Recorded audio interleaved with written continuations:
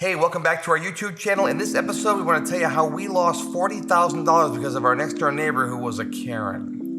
No offense to all the Karens out there. I know some of you and I love you dearly.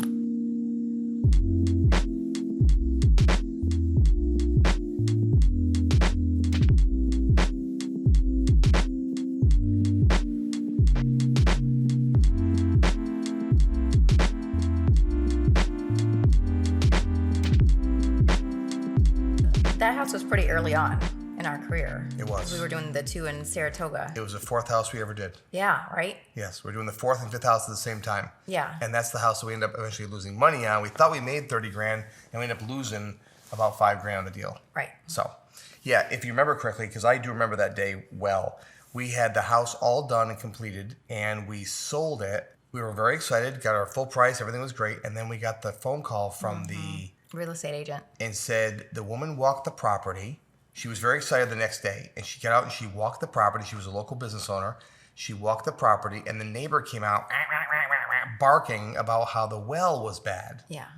Now, our well was fine. We had it inspected. Our well was fine. Everything was fine. But that was lovely. She said our well was bad, and that and it was no good and whatever. Well, her well was bad. Apparently. And, she knew nothing. And she just assumed since her well was bad that everybody in the streets was bad. Right. So little Miss Know-It-All that knew nothing ruined the sale for us. So that woman backed out of the deal, and then we couldn't sell it again for another 4 months. Now, I've often thought back, you ever wonder to yourself, I wonder if the woman was worried about the well, or she said, I'm not living next to that whack job. Maybe. That's what I've often thought about. I never thought about that, actually. Yeah, I've often thought about that. I wonder if she just said to herself, I don't want to live next to that person. My gosh. Right. What kind of a neighbor is she going to be, right? Right. So that was one. But then, if you remember, we sat on it for 4 months after that. So that was right when the market was tanking back in 2008. The market was tanking pretty bad. And that was 15 minutes out of civilization up in the sticks, up in the base of the Adirondack Mountains. It was in a neighborhood, but it was a little far away from the main city, yeah. Then we had massive snowstorms that year. That was one of the years where it started. We had massive snowstorms where it got really cold and really hard to show a house. It was summer when we finished it, though, wasn't it? No, we finished it. It was wintertime. Nope. That's not true. Because we have the really cute picture of Peyton. She was maybe 5 years old, 4 or 5 years old, and she was sweeping on the front porch. And she was in a little cut-off shirt and a skirt. So it was not winter. During construction, it was fall. Because I remember winter, we sat on it because we couldn't get people to go look at the house and see showings. Anyway, do you want to fight about that for half an hour? Or you want to get to the story? So I remember that because remember it sat for a while. And we didn't have a lot of showings. It was cold. It was a tough time of year. And because we had showings at first when we sold it. So we sold it in the fall. That's when we finally sold it. But then we sat on it and it turned into winter. Anywho, I know that you like to correct me on a regular basis, but this one I'm right on. Because you're wrong. Anywho, so we're going to move along. That's not the most important part of it. But the house sat for 4 months. It did.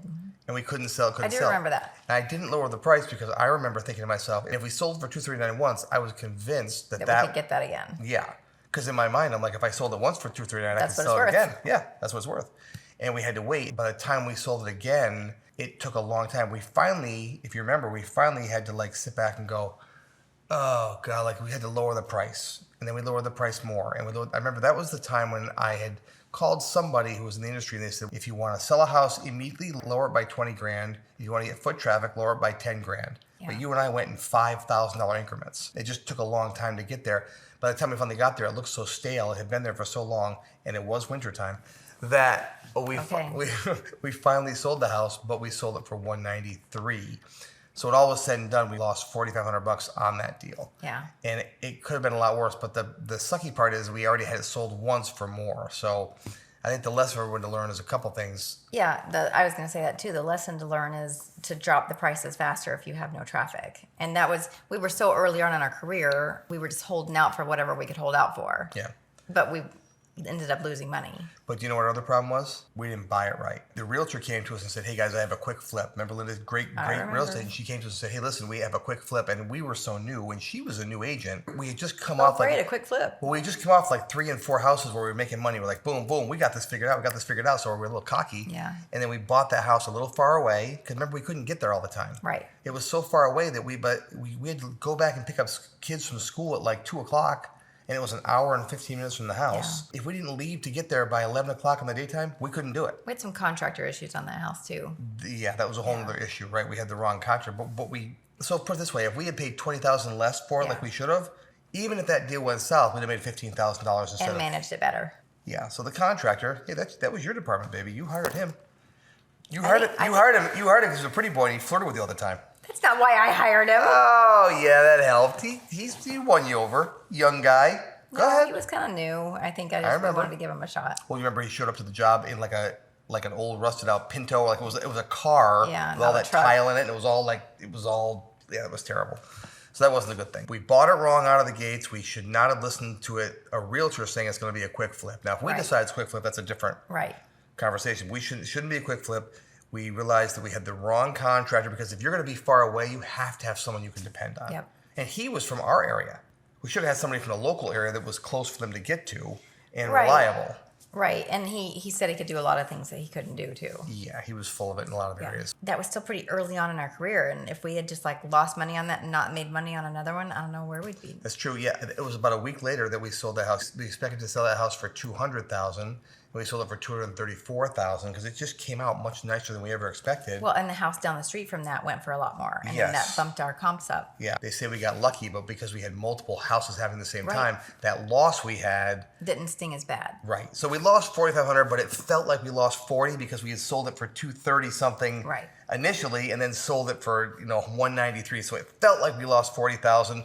Really lost $4,500, but we learned a lot of valuable lessons along the way, and that, I think, is what made us become systematic and much, much better and smarter investors going forward. Yep. We've had plenty of other Karens in our day, but not ones that cost a sale that we know of. Right. So we've had Karens with our rental units. We've had Karens with our short-term rentals. Right. We've had all that, but we've had plenty of Karens, but she took the cake because she clearly got into that buyer's head. Yeah. I don't know what she said or why she pissed her off, but she definitely irritated her enough or scared her enough to not do it. And so I wonder if she even knows what kind of chaos she caused in our lives, because she almost would have stopped us from becoming flippers, or in real estate investors, because if that was the only deal we were doing at the time, that would have been catastrophic for us at that time. And people don't always think about the implications of their action. Yes, maybe she was doing it because she thought she was trying to protect that buyer from buying a house with a bad well, which she wasn't, because it wasn't bad. But then she doesn't think about the implications to us. Yeah. At the time, we were brand new, I have often wondered if she was pissed because she wanted to buy that house at a discount for her family or for somebody else. Maybe she didn't get along with that neighbor. And so I was often wondering if she was pissed and did that out of spite, not of vengeance. Like she went over and just sort of tried to destroy the deal. So if you remember, if memory serves me, we actually made sure that our realtor accompanied all future showings. So we could head her off at the pass. So she started storming across the ground like a Karen.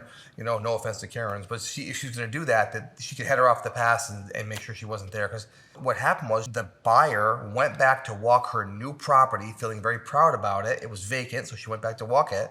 She was a local business owner in town. When that neighbor, barged across, and she had to walk across through the woods to come get her, remember? Yeah. It wasn't that close of a walk. No, it was a big property. Yeah, she had to walk through a little series of trees to get there. So, you see somebody walking through the trees at you and then get a hold of you and start bitching about the well being so bad.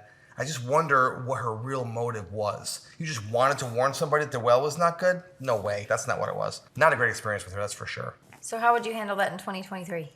Duct tape? No, just kidding. I wouldn't duct tape the neighbor, but I would think about it. But I would say for sure I would have the inspection report with the house for anything I had inspected, like a well or a septic. I had the inspection report. Maybe that would have helped.